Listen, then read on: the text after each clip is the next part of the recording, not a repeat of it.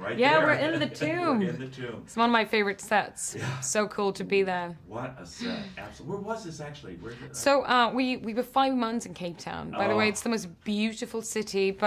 And then they built in a studio in South Africa. They built the tomb, and I must say, I mean, even I kind of just assumed that a lot of these big action films nowadays, they rely a lot on CGI and green screen, and our director was very stubborn on to bring that kind of more authentic feel. He wanted it to be set builds, which meant, like, as an actor, I got to go in and just be like blown away.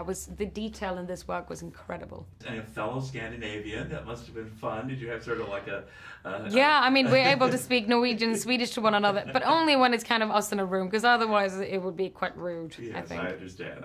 But maybe you had a similar sensibility, and I know you were familiar with his films, which Yes, made it as nice as well. I was. Well, this is terrific. I mean, first of all, it's a great action film, but so often these kinds of films, that's all there is. There's the action and there's all of that, but there's a lot of intimacy here too. I mean, talk a little bit about the father-daughter relationship, because I think that's an important theme here. Definitely. And I think that relationship, especially when I was introduced to what they want to do with this film, when I met the director and the producers, is that the father-daughter relationship is really at the core of the story. And you could pull that one out and put it in any genre, and it would be effectful and something that you will want to follow.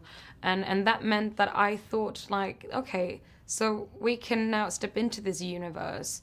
And of course, I grew up watching Angelina Jolie make her into an icon on the screen with the films back then, but we can make something that can be relatable for a 2018 audience, but that will be something new, a very kind of human connection to this character and her journey that she goes on to become the very well-known action hero that she, of course, is.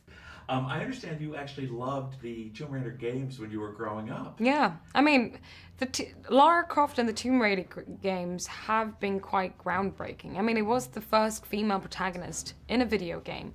I was a 9-10-year-old girl standing in a living room, like, so curious. I wanted to be part and try this adventure on with, finally, was a girl that I, could relate to, and I was a bit too young, so I was a bit scared, to be honest, to play the games. I tried, but I revisited them later in my young teens.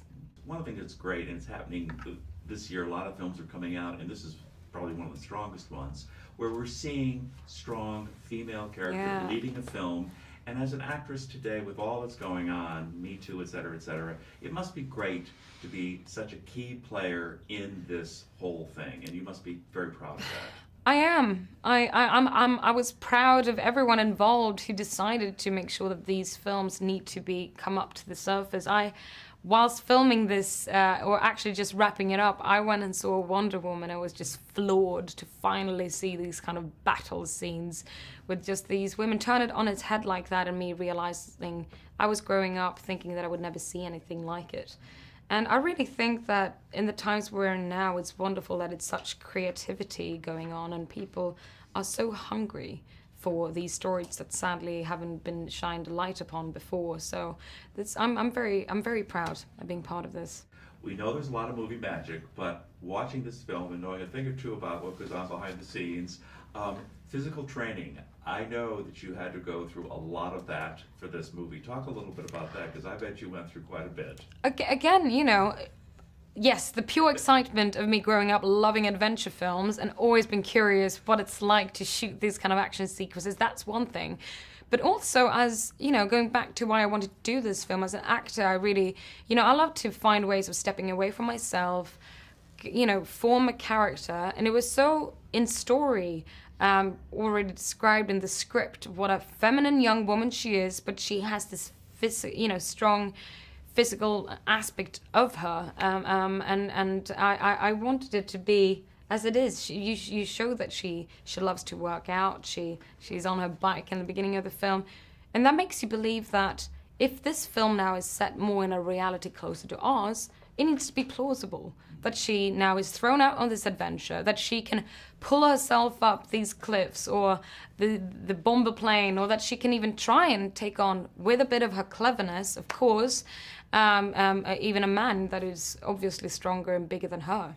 Absolutely, and even the scene with chasing the boys in Hong Kong, whether that was Hong Kong or not. It looked yeah, like it looked Kong. like even Daniel Wu, who plays Lou in our film, who's from Hong Kong. He was even he stood there in our set piece in Cape Town and was like, "Oh my God, this looks like home." It was pretty amazing. It was almost 360, and we had about 350 to 400 Chinese extras in South Africa.